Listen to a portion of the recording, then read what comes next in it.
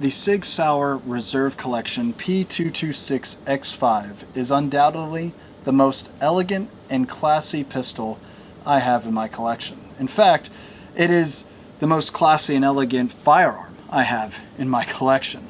It's also probably the most expensive handgun, coming in at an MSRP of $2,949. This is the gun that you start flexes off with in mid-tier snobs. This is the gun that, well, you tell your SIG 226 Legion you don't have to worry about.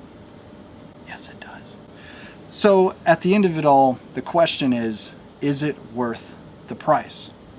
Before we continue on with today's video, I want to give a big shout out to my friends over at Monadnock Firearms who have been supporting the channel since day number one.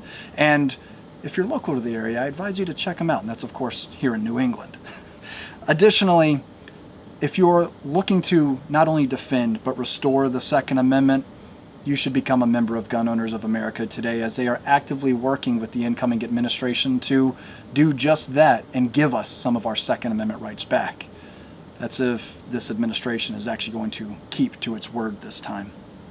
So without further ado, let's actually talk about the 226-XFive Reserve. We've already hit on the price point on it, and yeah, it's an expensive gun. Is it one of those guns, though, that you actually take out and shoot? Me? Absolutely.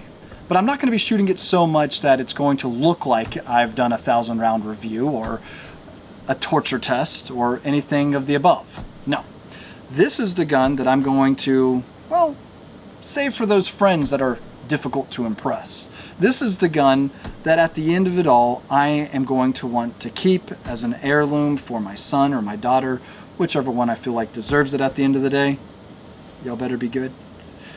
This is the gun that just, well, as Alex Zedra put it, if Venom had a gun, it might be this one.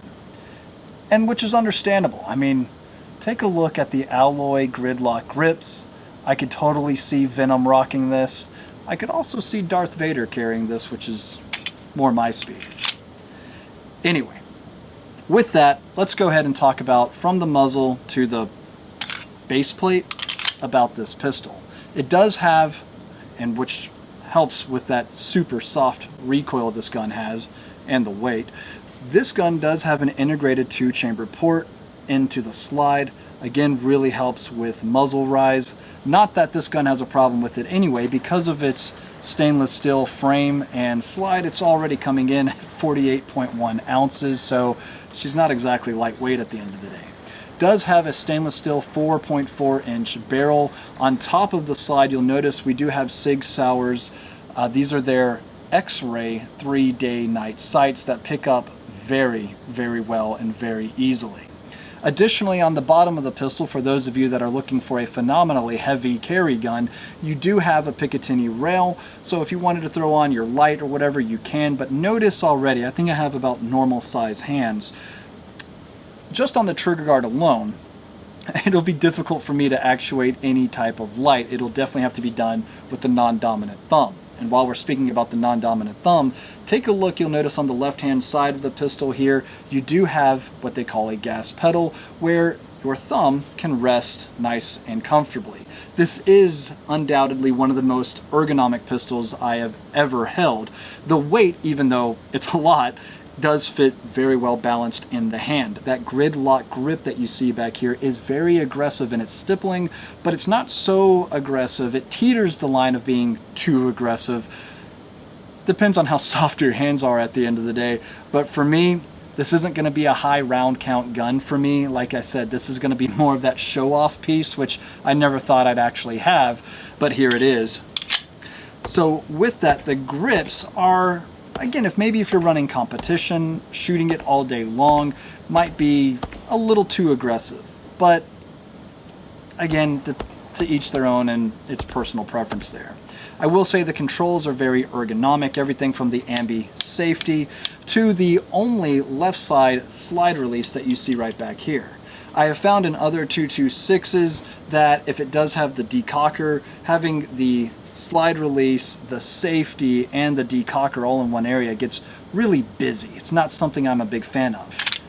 Therefore makes actuating the slide lock, slide release, very easy, which is nice. It's not so busy and easy enough to actuate the safety. The mag release, super ergonomic as well. You'll notice it is also textured, just to be sure you don't slip and slide on that guy. And you'll notice it protrudes just enough to where you can actually get a good feel on it, but not so much that I think you're going to be accidentally manipulating it or actuating it, perhaps.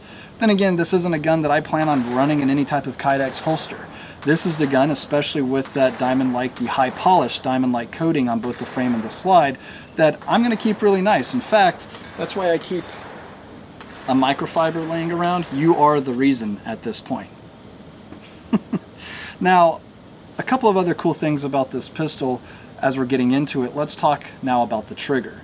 It comes from the factory set at 2 pounds 12 ounces. Again, single action only, flat facing, but it does utilize SIG's 3-way adjustable over travel. So you can actually set this trigger up to be, well, to have as short of a reset, long of a pull that you want, which is pretty interesting if you ask me. But from the factory, it's pretty damn good.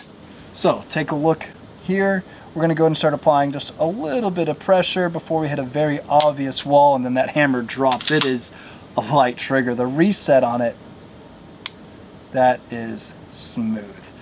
Nice and short. This gun is just, it screams sexy. Yes, I'm calling this pistol sexy, absolutely. Everything from the subtle but useful forward slide serrations, the rear slide serrations that are matching. Again, the 20 round mags that it comes with 3 with the extended base plate, giving you a total capacity of 20 rounds. And that extended mag well that you see here just makes for reloading this gun just way too smooth and easy. At the end of the day, no. This gun isn't going to see a lot of hard use by me, if much more use than what I've actually done in today's video. This is the gun that's going to remain front and center right here, not necessarily replacing my 226 Legion, because at the end of it all, which, by the way, magazines for all 226s are interchangeable, and yes, the magazines that don't have the extended base plate will fit, but they're flush, so that mag well will be sticking out a little bit, and so if you're going in a reload like that, you might hit your palm on the mag well and not fully insert the flat magazine. So just keep that in mind. So you guys tell me, what do you think about the 226-XFive Reserve Collection from SIG Sauer? Personally, this is a classy, an elegant, a sexy gun that I don't think I'll ever be getting rid of. It'll be the gun that I pass down to my children,